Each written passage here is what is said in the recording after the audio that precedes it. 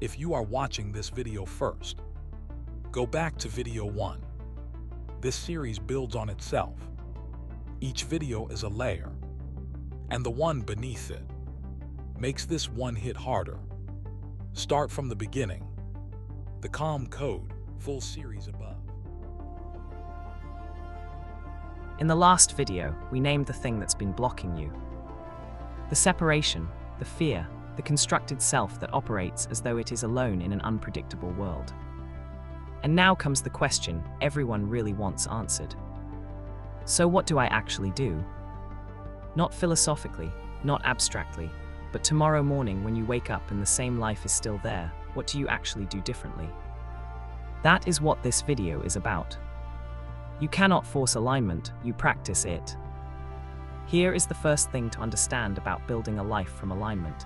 It is not a destination you arrive at. It is a direction you continually choose.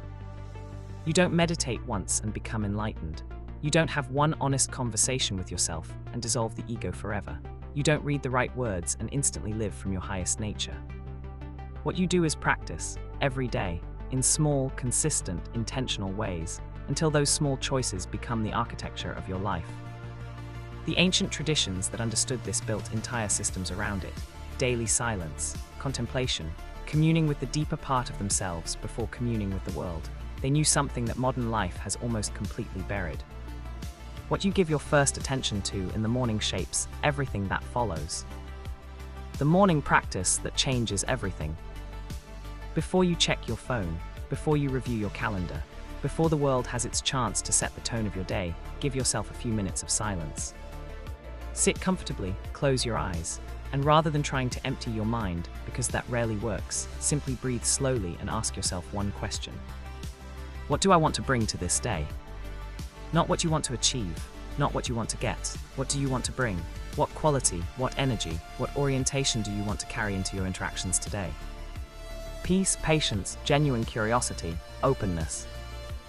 Hold that for a moment, let it settle, then go into your day carrying it as an intention. This sounds small, do not be deceived by its simplicity.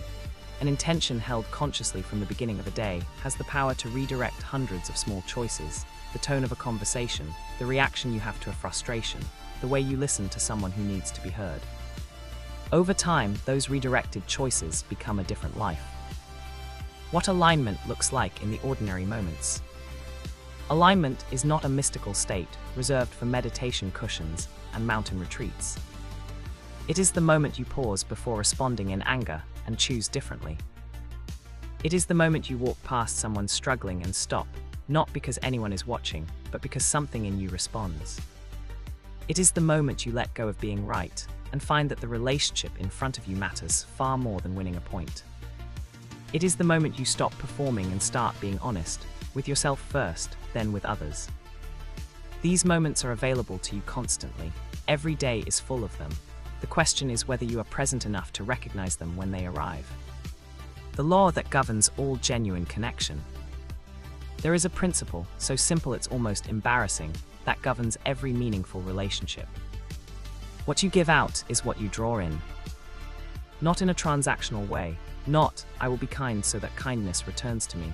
That is still the ego calculating an exchange.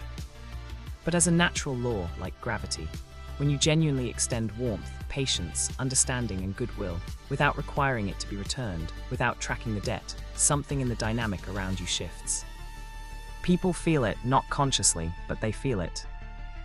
Think about someone you know who simply makes you feel better when you're around them.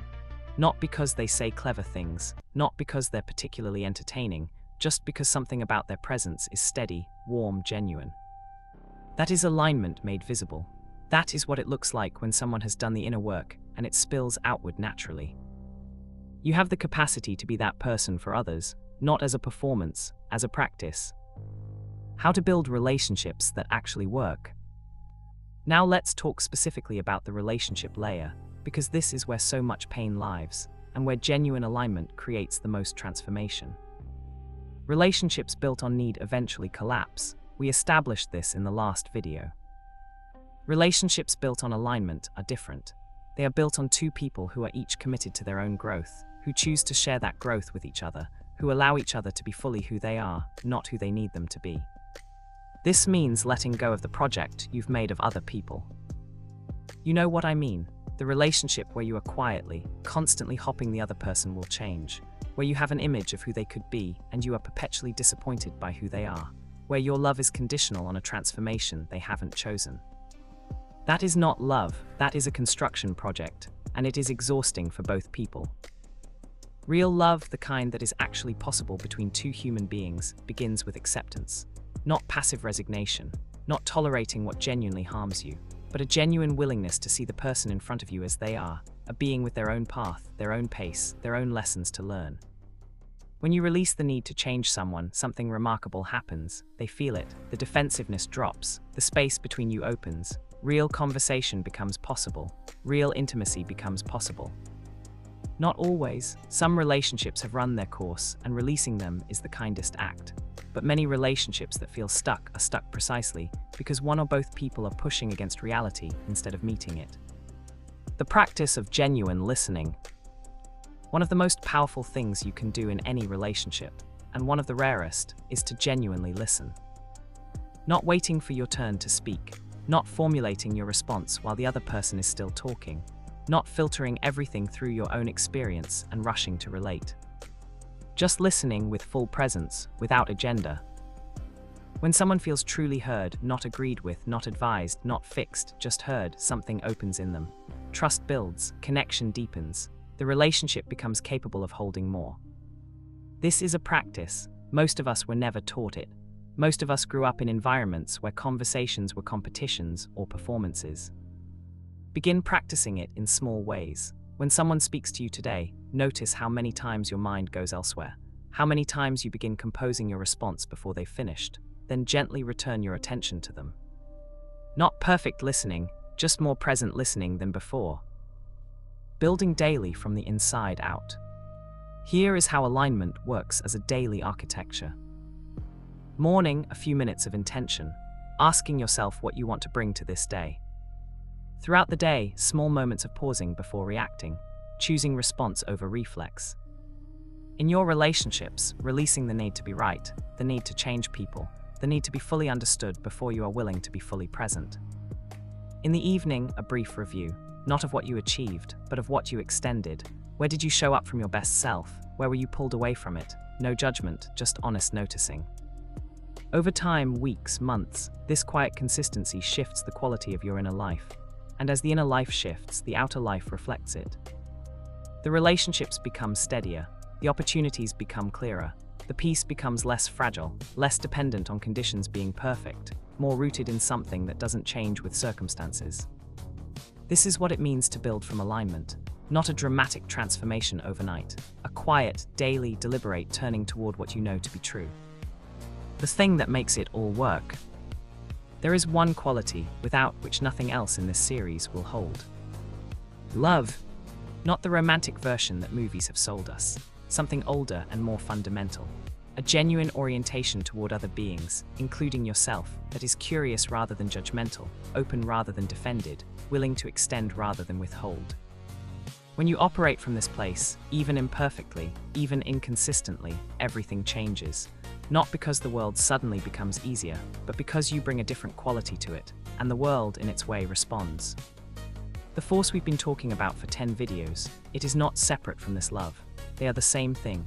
The energy that moves through all living things, that organizes, that provides, that connects, that guides, its nature is love. And when you align with it in your morning practice, in your relationships, in your moment-to-moment choices, you are not reaching for something distant. You are coming home. Here's what I want you to sit with.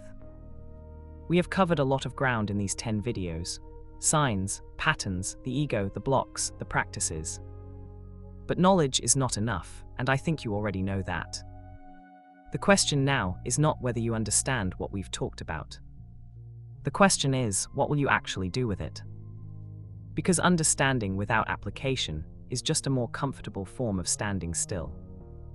And there is something in you, that restlessness we mentioned a few videos ago, that is not interested in standing still any longer. The next chapter of this series goes somewhere new, somewhere most people never look. And once we go there, I think you'll finally understand why change has felt so hard and what makes it suddenly possible. Stay with us.